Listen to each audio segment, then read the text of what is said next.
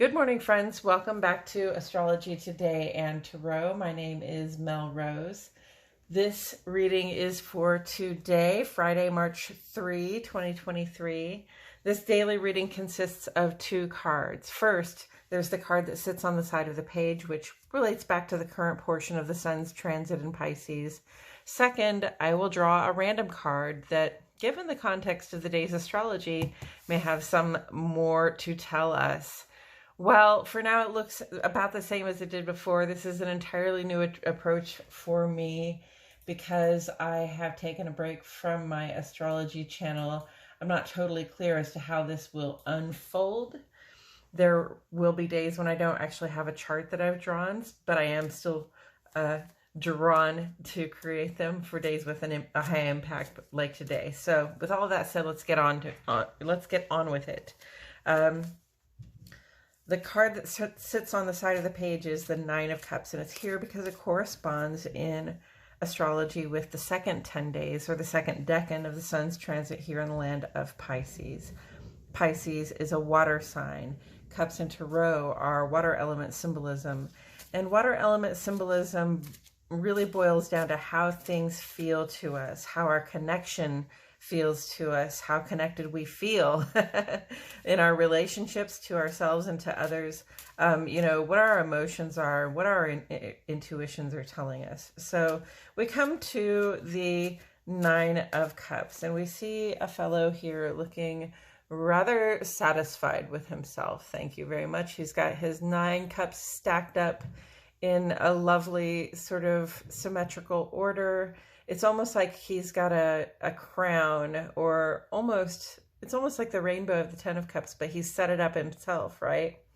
And, to me, when I see the cups in the Tarot, I think about, I think about the investments that we make of the heart, especially, right?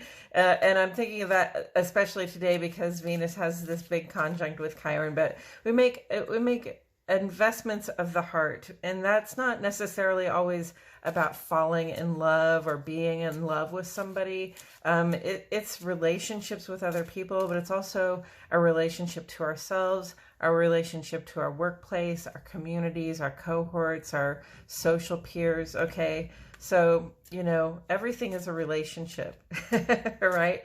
And how we feel about those relationships is what determines sort of how much peace we have in our lives a lot of the time. So, in the Eight of Cups, we saw somebody who had given a lot of emotional investment to a situation, a person, place, or thing, some kind of noun.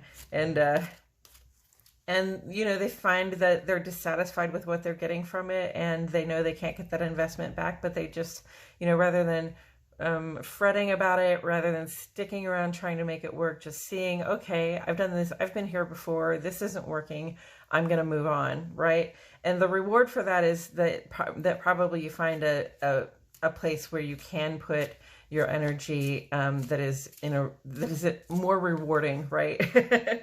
More rewarding. And so, having found a place where you feel comfortable showing that energy and where, it's properly reciprocated, we feel comfort, we feel this emotional stability in all of our in our relationship to ourselves and to everything else, right?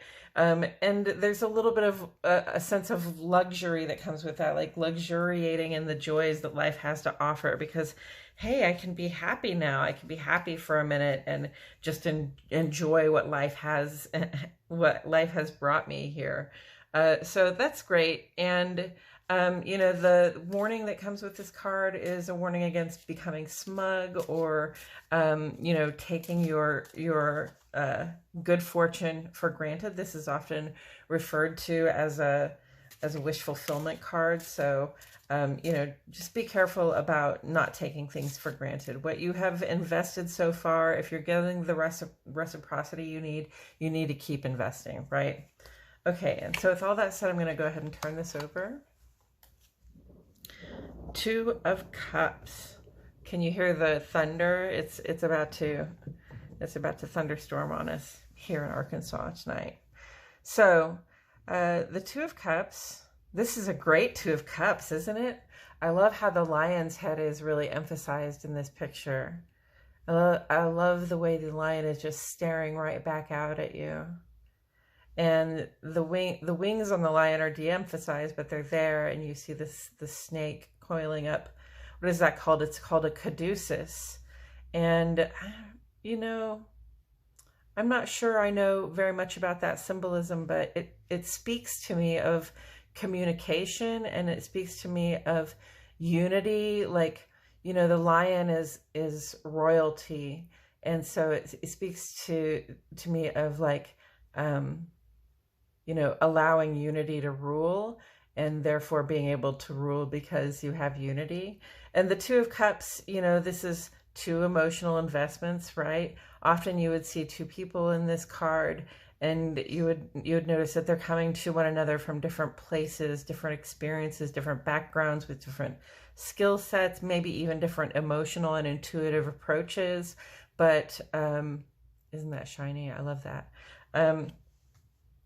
But they come with mutual regard for one another, with a desire to work together, and you know, a capability of building something strong, a capability of, you know, like getting in command of their own lives through communication, and through sort of this steadfast resolve, this real commitment. The Two of Cups doesn't have to be a romance card. It can be about business. It can be about friendship. It can be about somebody, you know, in your family that you have a lot of mutual regard for. But, you know, it indicates partnership. So where do we see partnership on the page today? You know, you see Mercury and Saturn coming off of their conjunct, but let me not miss that Venus is conjunct to Chiron today. That's where we're going to see the partnership. And that's really appropriate because Venus is it is the sign about partnership, especially in Libra.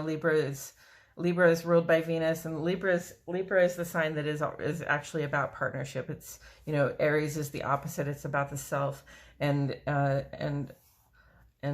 Libra across from Aries is about the other. So it is about pairing off. And so here's Venus opposite her ruling sign, and not in her most powerful position, but kind of, because Venus is a lover. Venus likes to get what Venus desires, and you know, often that's about the strategies each of us personally has for attracting people, places, and things to us, right?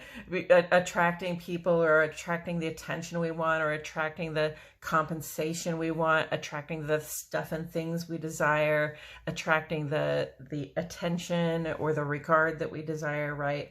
So that's what Venus does. That's the part of us that does that. We all have our methods for attracting toward us what we want. And then Venus is conjunct here with Chiron today. And Chiron is really about healing. Chiron is the wounded healer in mythology. He suffered famously from a wound he could not heal, even though he was a very accomplished healer and healed lots of other people. So Chiron in Aries is about fitting in, or about having been wounded in a way that made you feel like you didn't fit in, and then having to heal from that. And a lot of us here around my age, I was born in 1973, a lot of us here around my age are going through their Chiron return, because Chiron was sitting right here 50 years ago. So a lot of us in our middle age are starting to revisit this theme of, you know, the sort of the way things were when we were children, and the times when we felt left out, or put on the spot, or made fun of, or, you know, made a fool of, or you know, literally just you know, all of those social woundings that we have when we're kids, you know, in part because we're so afraid of being left out, that when we feel left out, it feels like a big deal. And we develop these strategies over time to to keep from feeling that way. You know, you have that social wounding when you're a kid where some kids embarrass you, and you develop really specific strategies over time to just prevent that from ever happening, right? We all do it. And having learned that lesson now as middle-aged people, it's probably a good idea to examine whether all of those strategies are still working for us, or whether some of them are a little too tough, or a little bit too abrasive, or a little bit too actually kind of avoidant, right?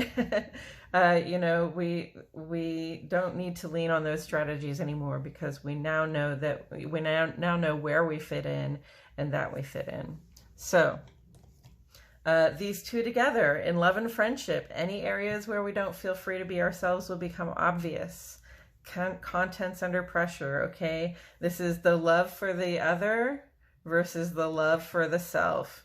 So navigate your conversations that you're having with your loved ones right now with a lot of compassion. We're still coming off of the Venus conjunct Jupiter, which is still a very good fortune vibe. There's just 1 degree apart right there. And then also we're still coming off of the Mercury conjunct to Saturn right now. So lots of really intense vibes, lots of really serious conversations happening with that Mercury conjunct Saturn. And we really just want to be careful. Okay, be careful with yourself, be careful with others. If you think things are going to a place in a conversation where you might say some things that you regret, or you know, you don't want to come back to you, then it's time to sort of back off, be a little conservative with your conversations, right? Be careful with these people who are your partners, for whom you have a lot of regard. You want to show it when you're having conversations with them, okay? And taking these two together, the 8 of Cups and the 2 of Cups. I keep calling that the 8. It's the 9 of Cups.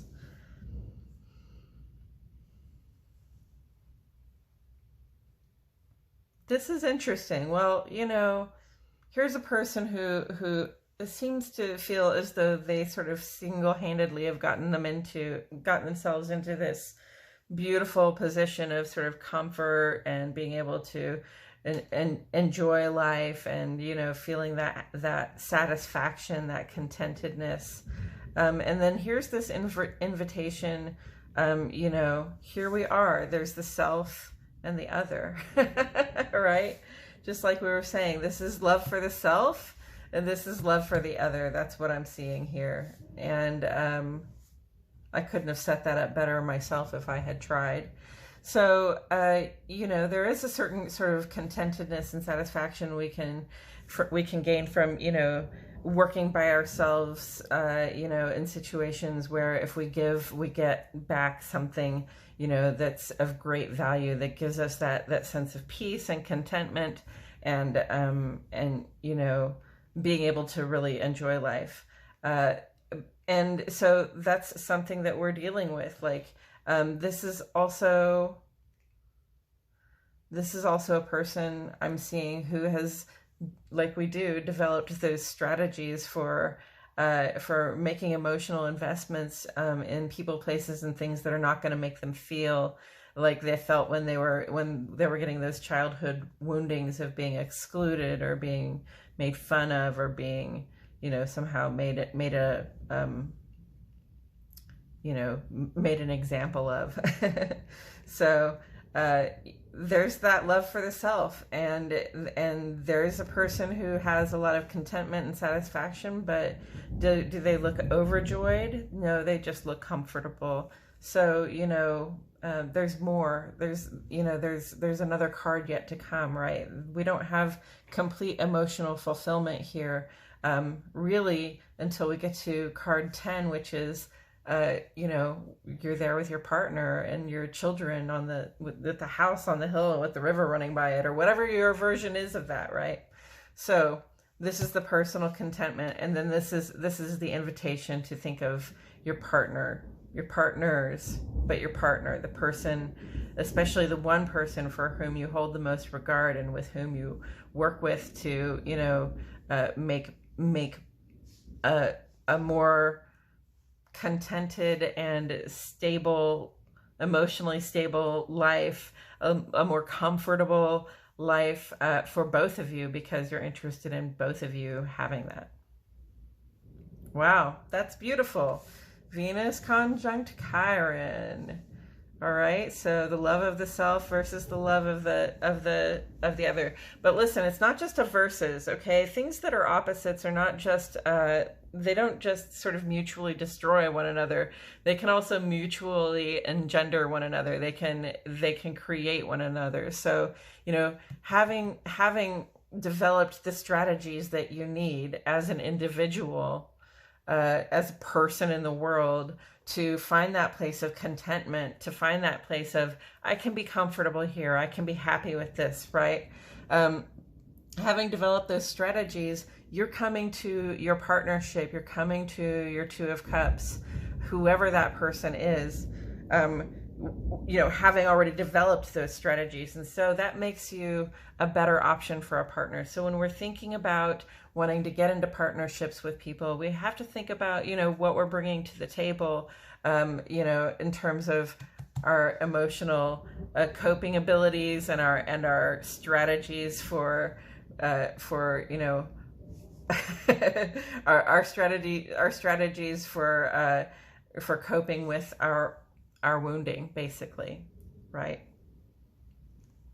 All right, so it's also something to strive for. Yes, it's not everything. It's not all of the love. It's not the complete emotional fulfillment, but it is a place of stability from which you can partner with somebody and, you know, really hopefully help that person build a foundation with you so that you can have more than just that emotional stability. You can have that complete emotional fulfillment. Okay, friends, I think that's all I have to say about it. Friday is Venus's day, so it's all about the love and the mutual regard, right? And about getting what we want to receive. Okay, I think that's all I have to say about it. Thank you so much for joining me. I truly appreciate your presence here. My name is Mel Rose, and I'll see you all back here tomorrow, perhaps, for more Astrology Today and Tarot.